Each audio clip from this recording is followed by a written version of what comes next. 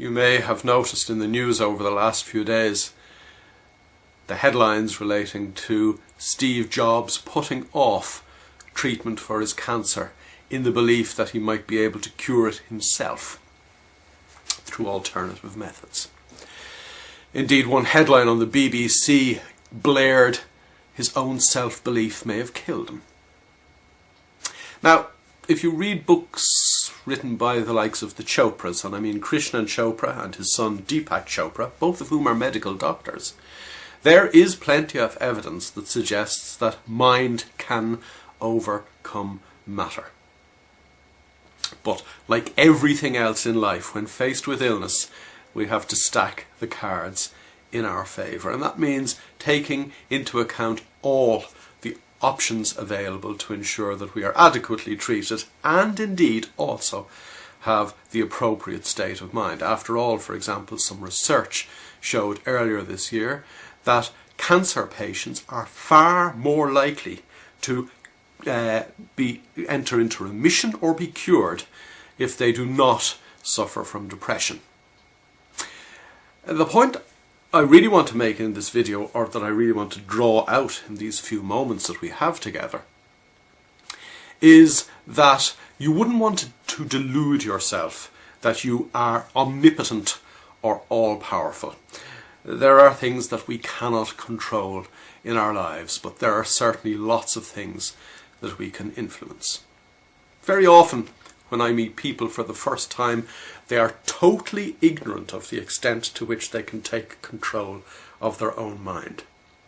Afterwards, armed with that understanding that if you do take control of your mind, you can greatly influence the course of your life, even your response to illness. The problem is that some people then become deluded into the idea that they are, as I said a moment ago, omnipotent, and that they can control everything. That's not the case. And indeed, I would make the point that to be deluded is probably even more dangerous than the ignorance you were in the first place. Like everything else in life, balance is required.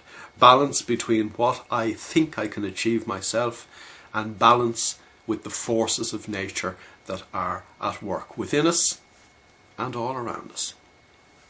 The point I'm making is that in everything that we do, whether it is with regard to our ordinary everyday lives, or when we are faced with some major decision, or, for example, a major illness, we have to stack, as I said a moment ago, all the cards in our favour. And our ability to stack all the cards in our favour comes first and foremost from ensuring that we have the appropriate, clear state of mind in which to take the necessary decisions to move forward, to treat our illness, to take the necessary decisions in business, or even to take the necessary decision to clear my mind, sit down on a Saturday morning and have breakfast with my kids and actually be there. Everything flows. Everything in life flows from a clear state of mind. But in a clear state of mind, you might actually realize that there are other actions that you need to take to ensure that you get what you want out of life. And that includes not dying prematurely.